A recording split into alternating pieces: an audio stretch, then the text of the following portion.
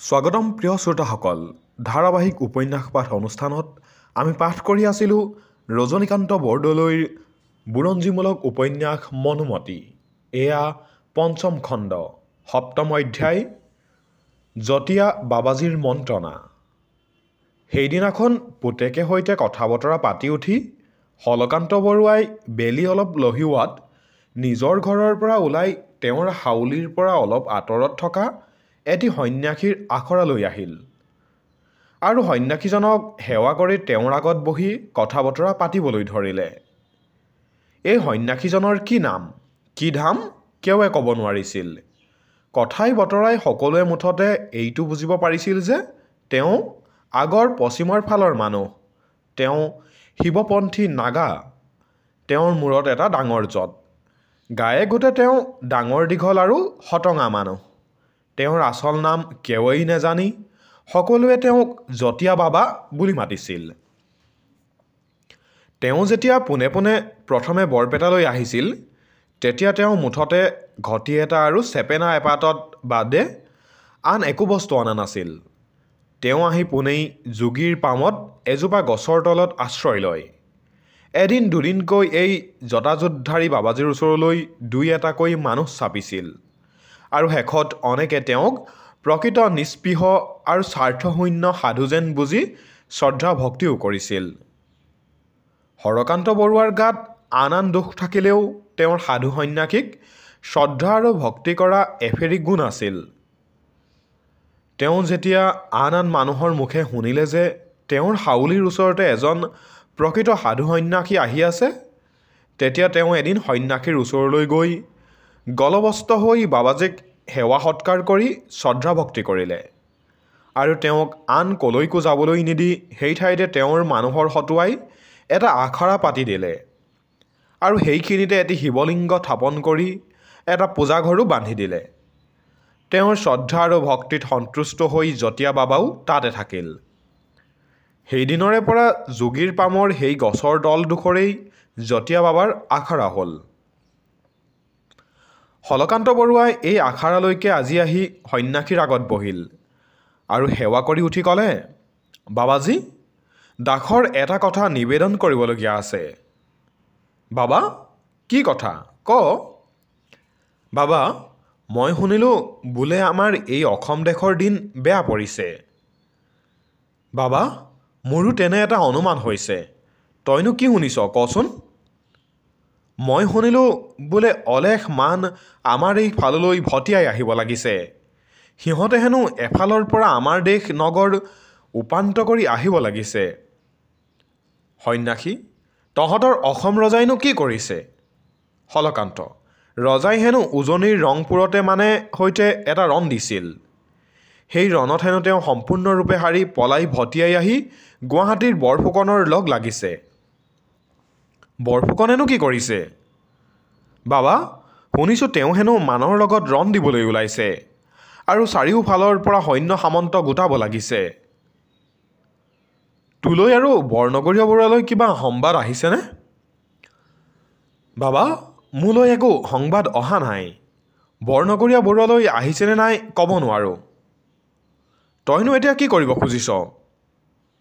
মই 4,000 ৰণুৱা গোটাই 2,000 ইয়াতে আমাৰ গাঁওখন ৰক্ষা কৰিবলৈ থৈ বাকী 2,000 লৈ আগবাঢ়ি যাব খোজোঁ। সেইটো ভাল কথা, কিন্তু মানৰনো কিমান সৈন্য আহিছে বুলি শুনিছ?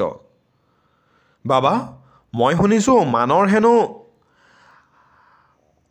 1.5-2,000 সৈন্য আহিছে।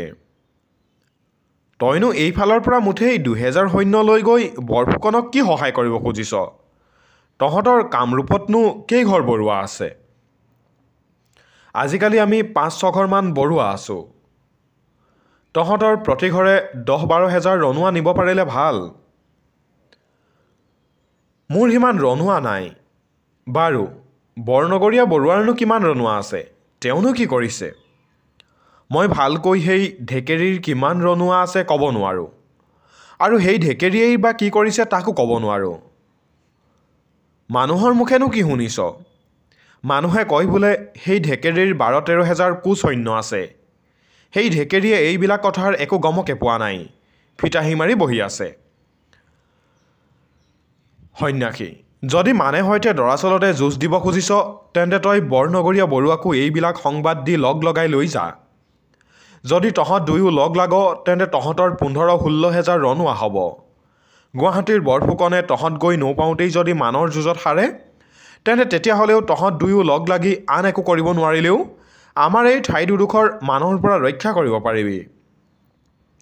বাবা, সংসাৰত সকলো কামকে কৰিব পাৰিম, কিন্তু মোৰ পিতৃ বৈৰী ঢেকেৰীৰ ঘৰৰ সৈতে লাগিব নোৱাৰিম। এই জীউটো গ'লেও চন্দী বৰুৱাক মই আগ ধৰি মাতিব নোৱাৰিম। সি ঢেকেৰীয়ে যদি মোক আগেয়ে মাতে আৰু মোৰ নম্ৰ হয় তেন্তে এবাৰলৈ পূৰ্বৰ শত্ৰুতা পাহৰিলেও পাহৰিব পাৰিম, কিন্তু এনেকুৱা নহ'লে মই কেতিয়াও ঢেকেৰীক আখৈ দিব নোৱাৰিম। বাবা, তোৰ এইটো ভুল হৈছে। এনেকুৱা বিপদৰ কালতো তহঁতৰ দুঘৰ মানুহৰ এইবোৰ মনোবাদ কৰি থাকিলে তহঁতৰ দেশ ৰক্ষা নপৰিব। মোৰ কথা যদি শুন তেন্তে তই এই বিপদৰ সময়ত চন্দী বৰুৱাক ল। প্ৰভু, দাসক ক্ষমা কৰিব। সকলো কামকে কৰিব পাৰিম, ঢেকেৰীক মাতিব নোৱাৰিম। মই বুজিলোঁ তহঁতৰ দেশতো ঘূৰকলি উপস্থিত হ'ল। মই আগেয়ে ভাবিছিলোঁ যে আমাৰ পশ্চিমতে এনে ডাঙৰ ডাঙৰ ৰাণায় ৰাৱে ৰজাই বীৰে মনোবাদ আছে, কিন্তু এতিয়া বুজিলোঁ তহঁতৰ এই দেশতো এনেকুৱাবিলাক মনোবাদ আছে। বাৰু, তোৰ যি ইচ্ছা তাকে কৰগৈ। মই বুজিছোঁ তহঁতৰ নাখনকাল উপস্থিত হৈছে। যদি মই সন্যাসীৰ কথা শুন তেন্তে এতিয়াও তই বৰনগৰীয়া বৰুৱাৰ ল। প্ৰভু, দাসক ক্ষমা কৰিব। সকলোকে কৰিব পাৰিম, ঢেকেৰীক মাতিব নোৱাৰিম। তেন্তে তোৰ যি ইচ্ছা তাকে কৰ। ঈশ্বৰৰ ইচ্ছা পূৰ্ণ হওক। যোগধৰ্মৰ বলে যেতিয়া যি হ'ব লাগে হওক। বৈ অহা ব্ৰহ্মপুত্ৰৰ সোঁতটো মই নিচলা ফকীৰে ভেটা দি ৰাখিব খুজিলেনো পাৰিম কেনেকৈ? বাবা, আৰু কিবা কথা আছেনে? নাই যদি যা, মোৰ আৰতিৰ সময় হ'ল। বাবা, মোৰ এটা কথা আছে। যুঁজলৈ যোৱা দিন এটা চাই দিয়ক। মোৰ দিন-বাৰ চাবৰ সকাম নাই। সেইবিলাক দৈৱজ্ঞসকলৰ কাম। এটা ভাল দৈৱজ্ঞ মতাই নি দিন-বাৰ চোৱাই যি ইচ্ছা তাকে কৰগৈ। নহয় বাবা, মই সেই ফাঁকি দিয়া খুজি খোৱা গণকহঁতৰ কথা মানিব নোৱাৰোঁ। আপুনিয়েই চাই দিয়ক। সৎকৰ্মৰ নিমিত্তে বিলম্ব ভাল নহয়। কিয়?